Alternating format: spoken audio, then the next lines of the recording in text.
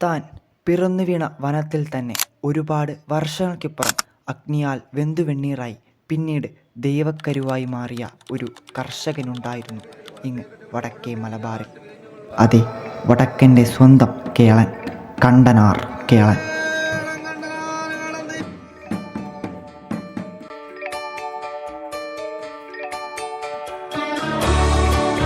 അഗ്നിയുമായി ഓടിച്ച കാലം അഗ്നി ആളിപ്പടർന്നു. നടുവിൽ ഞാൻ അകപ്പെട്ടു പോയിട്ടുണ്ടായിരുന്നു അല്ലെ. അവരുടെ പ്രാഗക്ഷാർത്ഥം, അവരുടെ ഫലപൂരം എന്റെ ഇടമാറിലും എന്റെ വലമാറിലും ആഞ്ഞു കൊത്തി വിഷം ചുരിഞ്ഞു.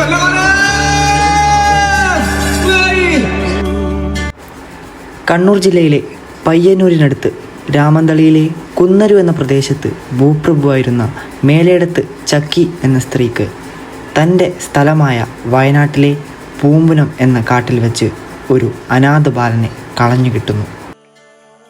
മുക്കുറ്റി, മൂവർക്കുന്ന്, നല്ലതേങ്ങ, കരിമ്പനക്കാട് എന്നീ 4 കാടുകൾ ചേരുന്ന ഒരു വലിയ വനമായിരുന്നു അത്. കുട്ടികൾ ഇല്ലാതിരുന്ന മേലേടത്ത് ചക്കിക്ക് പൂമ്പുനത്തിൽ വെച്ച് കളഞ്ഞു കിട്ടിയ ആ അനാഥ ബാലനെ കേളൻ എന്ന് നാമം വിളിച്ച് എടുത്തു വളർത്തി.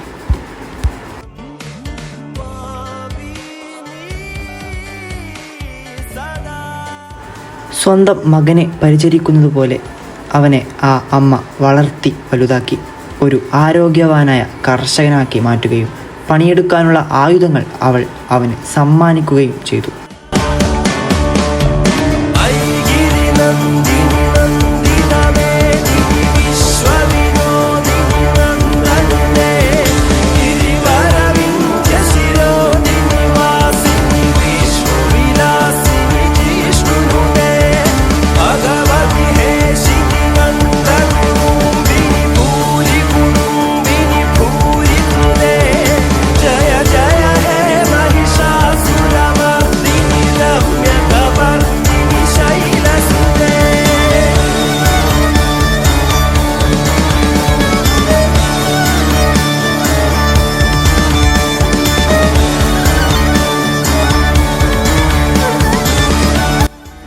തുടർന്ന് അവൻ്റെ ബുദ്ധിയും അധ്വാനശേഷിയും അവരുടെ കൃഷിയിടങ്ങളിൽ നല്ല വിളവ് കിട്ടുവാനായി അവരെ സഹായിച്ചു.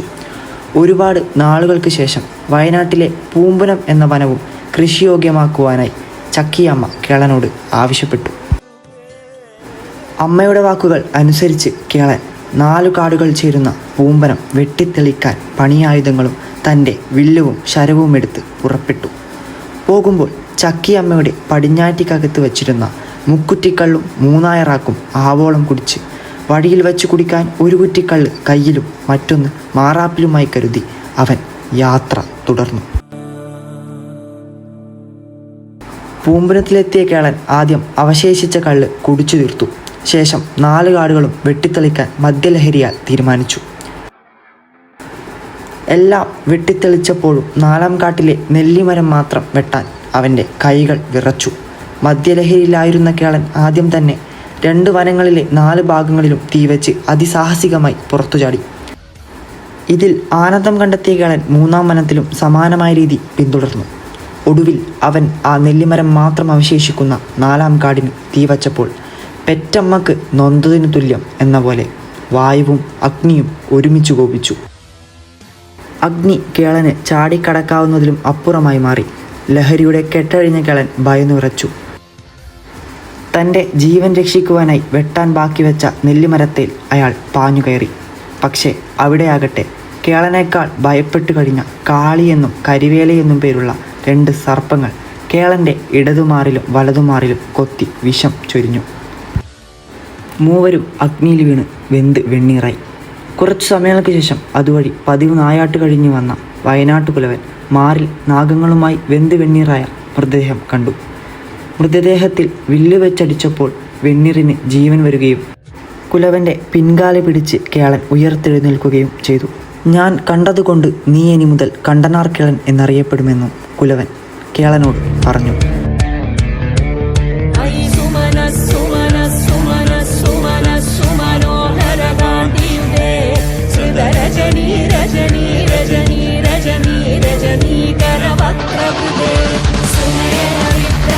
வாழ்க വളർക കണ്ടനാർ കേളൻ. അഗ്നിയുമായി ഓടിച്ച കാലം ഇനി ആളും വളർത്തും നടുവിൽ ഞാൻ അകപ്പെട്ടു പോയിട്ടുണ്ട്